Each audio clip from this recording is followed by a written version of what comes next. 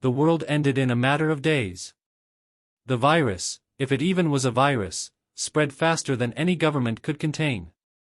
It took root in the cities first, dense clusters of humanity turning into feeding grounds for the infected. By the time the news admitted the truth, it was already too late.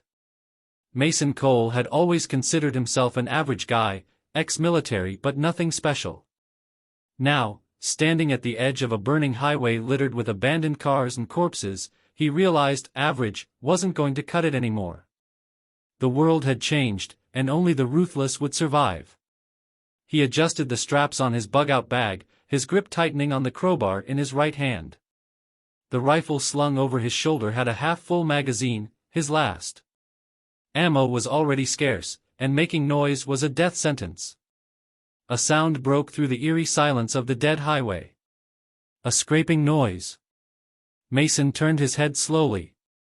Something was crawling out from under an overturned truck, its movements jerky, unnatural. The thing that had once been a man had its legs crushed beneath the wreck, but that didn't stop it.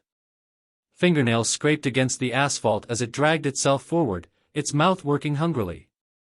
He knew better than to waste a bullet. With a swift motion, Mason swung the crowbar down, the metal burying itself in the thing's skull with a wet crunch. The body spasmed once, then went still. He exhaled sharply. He had survived day 0. Now, he needed a plan for the next 89 days. Mason had learned 3 things in the first hours of the outbreak. The infected never stop. They don't tire, they don't feel pain, and they don't care if they're missing limbs. If they see you, they will chase you until either they die, or you do. Shelter is a trap. The moment you lock yourself inside somewhere, you turn it into a tomb. If you can't escape, you're dead. He'd watched an entire family make that mistake in a convenience store. They barricaded the doors, but when the power cut out and the back door gave way, there was nowhere for them to run. People are more dangerous than the dead. He'd seen it firsthand. A man trying to escape the city flagged down a group of armed survivors for help. They shot him instead. Took his supplies. Left his body for the infected. Mason wasn't going to be one of the weak ones. He was going to survive. He followed the highway until he reached a truck stop, keeping low and out of sight. It had already been ransacked, but Mason wasn't looking for food. He was looking for information. Inside, he found a map. It was covered in dried blood, but the roads were still legible. He needed to get out of the city's outskirts and head somewhere remote. The mountains, maybe. Less people, fewer infected. Then, he heard the footsteps. Not shambling, not dragging, running. Mason barely had time to react before a figure lunged at him from the doorway. Not infected. A man. Desperate. Armed with a knife. Mason sidestepped the attack, grabbing the man's wrist and twisting it violently. The knife clattered to the floor. His attacker snarled, trying to claw at Mason's face, but he was already off balance. A single punch sent the man crashing into a shelf. "Please," the stranger gasped. Just give me something. Anything." Mason stared down at him. This was the moment of truth. Mercy or survival? He reached into his pack and tossed the man a protein bar. "Get out of here," Mason said, voice cold. The man scrambled to his feet, snatched the bar, and bolted. Mason sighed. 90 days. No shelter, no mercy. And this was just the beginning. Mason didn't stick around after the encounter at the truck stop. He knew better than to trust that the desperate stranger wouldn't come back with friends. In a world without laws, every survivor was a potential predator. He moved at dusk, keeping to the edges of the road, avoiding open ground. The infected were still lingering, wandering aimlessly between wrecked cars and abandoned buildings. Some were fast, freshly turned, their bodies still holding onto some human-like mobility. Others were slow, their flesh decayed, tendons stretched to their limit. But fast or slow, it didn't matter. One mistake, and they'd tear him apart just the same. Mason reached the woods by nightfall. The darkness worked to his advantage, it hid him from both the living and the dead. He climbed into the branches of an old oak tree and settled in for the night. It wasn't comfortable, but comfort wasn't the goal. Staying alive was. As he rested against the trunk, exhaustion pressing down on him, he started organizing his thoughts. He needed to set rules. Rule number 1, keep moving. Shelter was a death trap. The moment you got comfortable, you became predictable. Mason had seen too many bodies piled up in houses, their former occupants thinking they could wait it out. The only safe place was one that could be left at a moment's notice. Rule number 2, conserve ammo. His rifle was a last resort. Noise attracted the dead and announced his presence to anyone listening. His crowbar was his best weapon, silent, effective, and didn't need reloading. Rule number 3, trust no one. The man from the truck stop had been desperate, but not dangerous. Others wouldn't hesitate. In a world with no rules, morality had an expiration date. Mason wasn't going to die because he trusted the wrong person. The forest was quiet. Too quiet. Mason's grip tightened on the crowbar as he listened. A snapping twig. A low groan. Something was moving in the darkness below. He peered through the branches and saw them, 2 of them. Infected. Their pale, rotting faces turned upward, sniffing the air. They hadn't seen him yet, but they knew something was near. Mason slowed his breathing. If he stayed silent, they'd lose interest. Minutes passed. One of the infected stumbled forward, brushing against the tree trunk, its lifeless eyes sweeping over the forest. Mason remained motionless, gripping the rough bark. Then, the wind shifted. The stench of blood and sweat clung to him, and the infected smelled it. Its head snapped upward, a guttural snarl escaping its throat. The second one jerked to attention. Mason cursed under his breath. He had seconds to act. He moved fast. Dropping from the tree, he landed hard but kept his balance. The first infected lunged. Mason swung the crowbar with practiced precision, caving in its skull with a sickening crunch. The second was on him before he could recover. It grabbed at him, fingers digging into his jacket. He twisted, using the infected's momentum against it, sending it crashing into a fallen log. Without hesitation, he drove the crowbar into the back of its head. Silence returned. Mason wiped the sweat from his brow. That had been too close. He couldn't afford mistakes. He looked down at the bodies, his mind already calculating. The infected didn't carry supplies, but their presence meant something. There had to be a town nearby. And where there was a town, there would be food, water, and danger. Survival was a brutal equation. Risk versus reward. Mason took a deep breath and adjusted the straps of his pack. He was running low on supplies. It was time to take the risk. Dawn crept over the treetops as Mason approached the outskirts of a small town. He crouched behind an overturned car, scanning the empty streets. The place had already been picked clean, storefronts were smashed, bodies lay rotting in the gutters, and the only sounds were the occasional rustling of wind through broken windows. He gripped his crowbar tighter. This was a gamble, but he needed supplies. Food, water, maybe even a med kit. The forest could only provide so much, and he couldn't risk starvation. He moved carefully, keeping to the shadows. The first store he checked was a convenience shop, its shelves ransacked. He found an old protein bar half melted in its wrapper, but not much else. Then he heard it. A faint shuffling from the back of the store. Mason froze. He lowered his stance, creeping toward the source of the noise. Through the dim light, he saw movement, a figure hunched over, gnawing on something.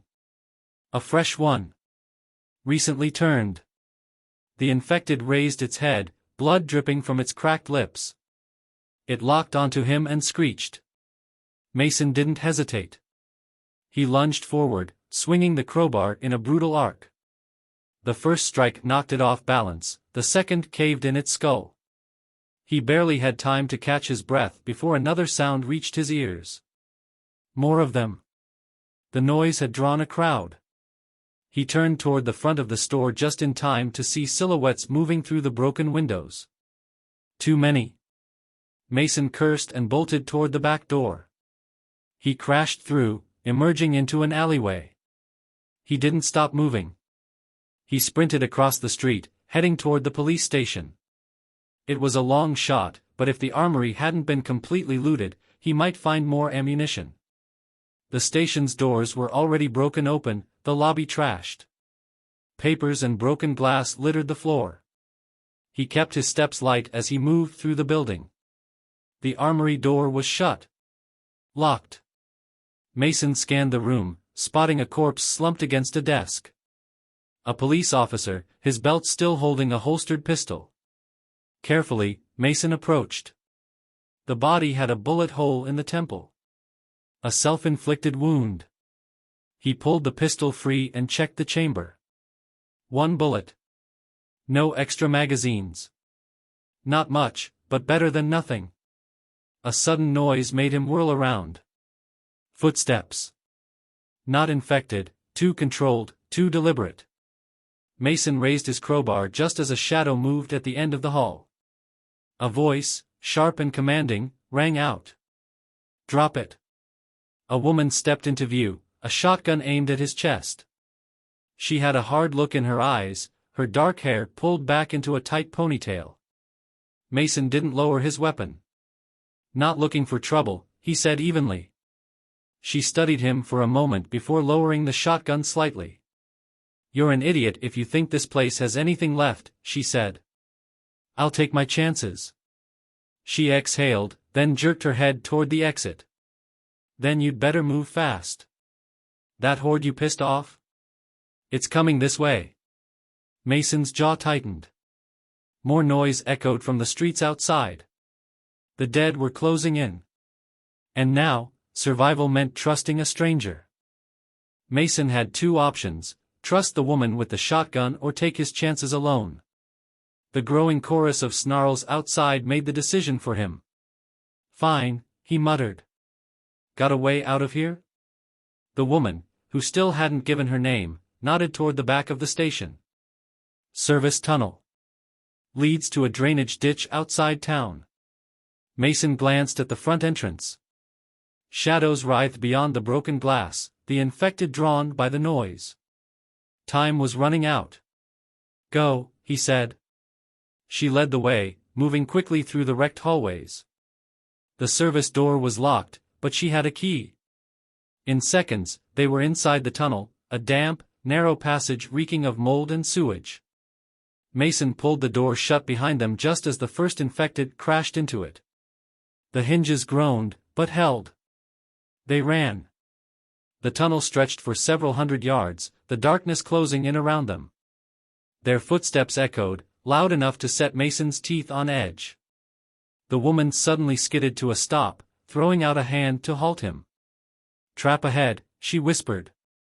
Mason followed her gaze and saw it, a tripwire, nearly invisible in the dim light. Beyond it, a cluster of crude spikes waited to impale anything unlucky enough to trigger it. That yours? Mason asked.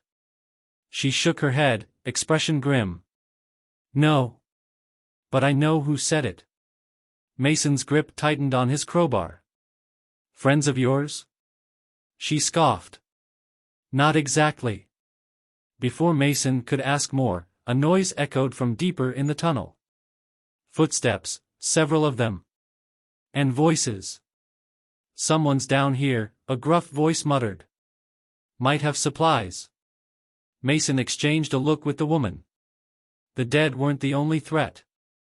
They moved fast, stepping over the tripwire and pressing into the shadows. The voices got closer. A group of 3 men emerged from the darkness, flashlights sweeping over the tunnel walls. They were armed, one had a baseball bat, another a pistol, and the last carried a machete. Check the station entrance, the leader ordered. See if they doubled back. One of the men turned, and his boot caught the tripwire. A fraction of a second later, the spike sprang up. The man barely had time to scream before they tore through his chest. Blood sprayed across the tunnel walls. Chaos erupted. The other two spun around, guns raised. Mason and the woman didn't wait. She fired first, one shot, clean and precise. The man with the pistol dropped. Mason lunged at the last guy, swinging the crowbar.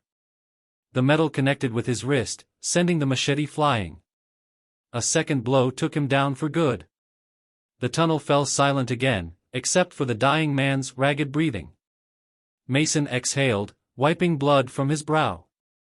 Well, that went to hell fast. The woman ignored the bodies, already moving toward the exit. Come on. We don't want to be here when more show up. Mason followed. They emerged from the tunnel into the pale morning light. The town lay behind them, but the danger wasn't over. Now what? Mason asked. The woman slung her shotgun over her shoulder. That depends. You planning on surviving past tomorrow? Mason gave a dry chuckle. That's the idea. Then stick with me, she said. I know a place. Supplies, shelter. But it won't be easy. Mason studied her, weighing the risks. Then he nodded. Lead the way. Mason followed the woman through the woods, putting distance between them and the death trap of the town. The early morning air was crisp, carrying the distant groans of the dead still wandering the streets. He didn't ask where she was leading him. If she was leading him into a trap, he'd deal with it when the time came. They hiked in silence for nearly an hour before she finally spoke. Name's Riley, she said, adjusting the strap of her shotgun. Figured you should know before we get killed. Mason smirked. Mason? Riley glanced at him. You military? Used to be. Figured. The way you fight. Mason didn't answer. He just kept walking. Eventually, they reached a ridge overlooking a valley. Nestled among the trees was an old hunting lodge, weathered, isolated, and most importantly, defensible. That your hideout? Mason asked.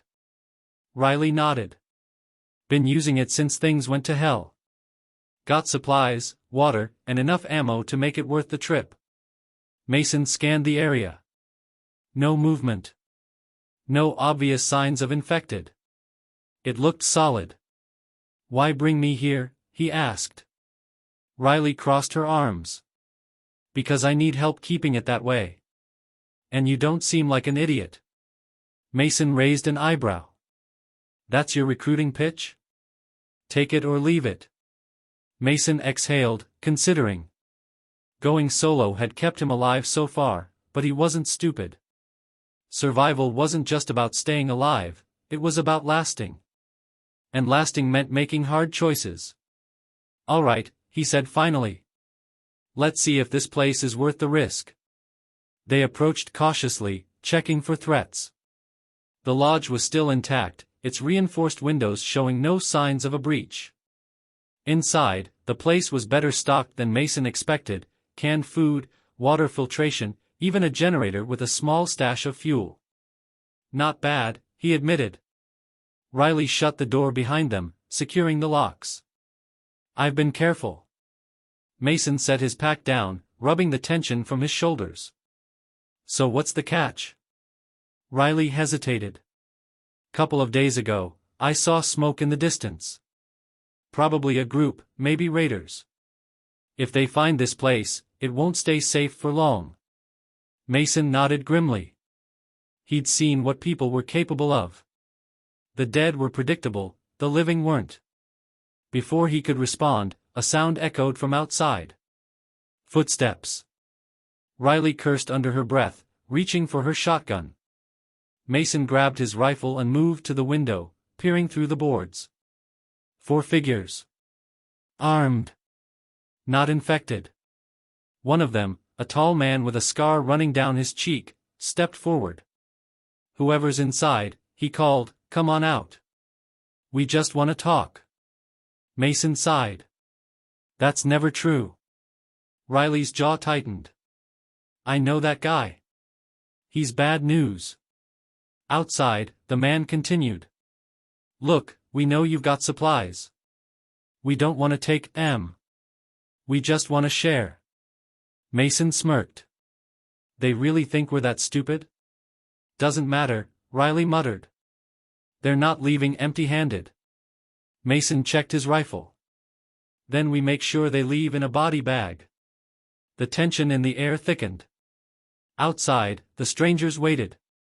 Inside, Mason and Riley prepared for the inevitable.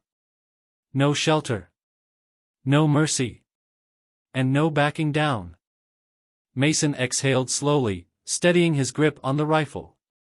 Outside, the four strangers remained still, their weapons slung at their sides, but their posture screamed predators waiting to strike. The leader, the scarred man, let out a patient sigh. Look, we ain't looking for a fight. Just let us in. We'll work something out. Riley, crouched beside Mason near the window, muttered, they're stalling. Mason agreed. He didn't need to see their hands to know they weren't here for negotiations. They were gauging defenses, waiting for an opening. We don't have anything to share, Mason called back. Move on. Scarface chuckled. See, that's the thing. We know you do. Got a whole setup in there, don't ya? Mason's jaw tightened. That meant they had been watching. Before he could react, one of the men darted behind a tree, then another. They were spreading out. Flanking. We have to hit first, Riley whispered. Mason nodded. There was no point in waiting to be overrun. He raised his rifle, lined up the shot, and pulled the trigger. The crack of gunfire shattered the silence. The man diving for cover wasn't fast enough. Mason's bullet took him in the shoulder, sending him sprawling. Shit! Get down, one of the others yelled. Then everything exploded into chaos. The remaining three raiders opened fire, bullets ripping into the wooden walls of the lodge. Mason and Riley ducked as splinters rained down. Riley returned fire with her shotgun, blasting through the window. A pained scream followed. Mason moved fast, dropping to the floor and crawling toward a side window. He peeked out just in time to see one of the raiders circling toward the back. One's trying to get in, he hissed. Riley tossed him her pistol. Mason caught it and sprinted toward the back door, pressing against the frame just as he heard footsteps approaching from the other side. He didn't hesitate. He yanked the door open and fired. The raider barely had time to react before Mason's shot caught him in the chest. He crumpled without a sound. Mason turned back just as Scarface's voice rang out, closer now. You just had to make this messy, huh? Mason barely had time to react before the front door exploded inward. Scarface stormed inside, a machete in one hand, a pistol in the other. Too close for Mason to raise the rifle. The raider lunged. Mason dodged, swinging the rifle like a club. It knocked Scarface off balance, but not enough. The machete sliced across Mason's arm, pain flaring as blood spattered the floor. Scarface grinned. You're dead, soldier boy. Mason gritted his teeth. Not today. Before Scarface could swing again, Riley's shotgun roared. The blast tore through Scarface's side, sending him staggering. Mason didn't wait. He drove his crowbar into the man's skull, ending it. Silence followed. The gunfire had stopped. Mason, panting, wiped sweat and blood from his face. Outside, the last raider was dead or gone. Riley sat against the wall, breathing hard. Well, she muttered, that was fun. Mason gave a dry chuckle, pressing a hand against his bleeding arm. Yeah. Let's never do it again. They spent the next hour patching wounds and clearing the bodies. The world had no room for sentiment. If they didn't clean up, the scent of blood would bring the dead. Finally, as the sun began to set, Mason sat on the porch, staring at the darkening sky. 90 days. That had been his goal. Survive for 90 days. But for the first time, he realized that survival wasn't the same as living. He glanced at Riley, who was busy restocking ammo. Maybe this place could last. Maybe, just maybe, they could build something instead of just running. But one thing was certain. There was no shelter. No mercy. And tomorrow, the fight would start all over again. The end.